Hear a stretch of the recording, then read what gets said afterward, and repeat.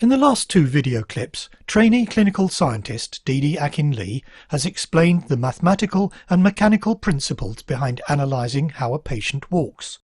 To make measurements in practice on an actual subject, he uses special markers and a computerised imaging technique, better known perhaps for its use in animated feature films like Avatar.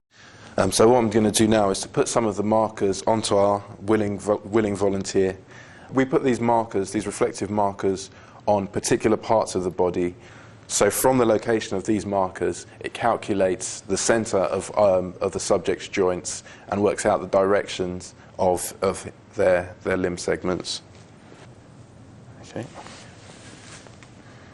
As our subject walks across the room, these cameras, which are special infrared retroreflective cameras, they pick up the location of the markers. We have a number of these scattered around the room, and by combining the different views together, using a few algorithms that are set up in the computer already, we can work out where the markers are in 3D space. So off you go, Andy. We want the subject to tread at some point on the force plates, and that gives us a full picture of their loading distribution as they progress over the force plate. The end result is that we've got this 3D model of our person walking in space, and we can go through at any point and consider what's happening in their gaits pattern. So as the heel strikes the ground, you can see the force vector increases, and it progresses from being in front of the foot to in line with the knee here, this is the knee, to going just behind the knee. As this is happening, there are a lot of different changes that are going on with our muscles. So we have that, we have the weight rocking over that foot, and as our second foot comes down, this force vector appears on the other force plate and disappears from behind this foot, and this foot enters the swing phase. In this window, I've drawn here a butterfly diagram, otherwise known as a Pedotti diagram. And this shows that ground reaction vector over all time as this person walks over the force plates. And what we tend to find is that if we're walking at a normal pace, these two wings of the butterfly diagram tend to be of roughly the same area. But actually, if someone's walking quite quickly and they're pushing off the ground fairly forcefully, then this one here becomes slightly bigger.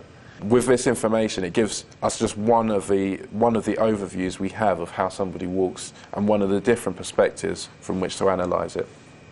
My name's Andrew Lewis. I'm a pre-registered clinical scientist, and I've just begun some PhD research work.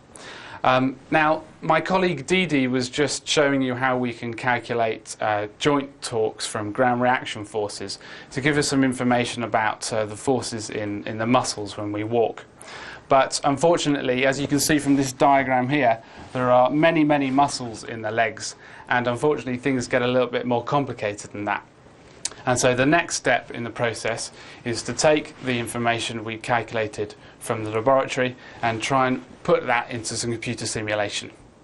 And so here we have an example of a computer simulation, and some of the muscles which you saw on that diagram here are represented by the red lines. So what we're hoping to do is to turn the joint moment, the joint torque that we've calculated, into the forces in the individual muscles. So first thing we need to do is to get a movement into the model, and here you can see the ground reaction forces from the green arrows. And the next step is the optimization, which was the mathematics in the system, will then convert these joint torques into muscle forces. And here we can see high muscle forces are represented by red lines, and low muscle forces are represented by the blue lines. And so what's the point of all this? Well, the idea is we want to give muscle force information to the orthopaedic surgeons so they have a better idea of what are the best operations to carry out on people that have walking difficulties. Some of the research we've done in the GAIT laboratory shows that using the information we gain, we're able to avoid surgery in children who don't need it and correctly identify children who would benefit. And by operating on those children, lead to an improvement in function.